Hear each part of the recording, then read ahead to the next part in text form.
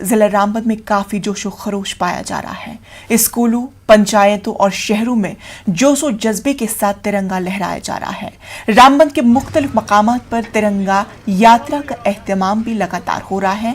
हर घर तिरंगा मुहिम के बाइस आवाम में हुब्ल वतनी के जज्बे को मजीद तवक़ीयत मिली है। तलबा और आवाम मुहिम में हिस्सा ले रहे हैं।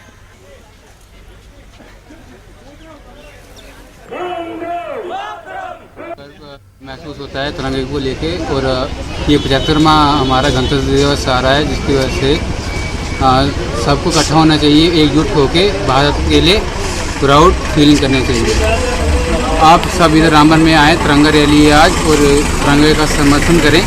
स्कूल के बच्चों को और देखें, बुजुर्गों का, युवाओं का, महिलाओं का, नौजवानों का, सबका पार्टिसिपेशन हर घर तिरंगा में देखकर एक मन में उत्साह सा जागता है कि आज़ादी का अमृत महोत्सव वास्तव में इन दिलों की गहराइयों में भारत का तिरंगा बसा हुआ है, और इसके निस्बत कोई भी किसी भी कीमत में कॉम्प्रोमाइज़ नहीं किया जा सकता है। Thank you sir. सदियों गुलामी की है हिंदुस्तान ने, और उस गुलामी से निजात पाने के लिए आप खूब जानते हैं कि बहुत बेशकीमती जाने जिन्होंने अपने प्राण निछावर किए और देश को आज़ाद कराया।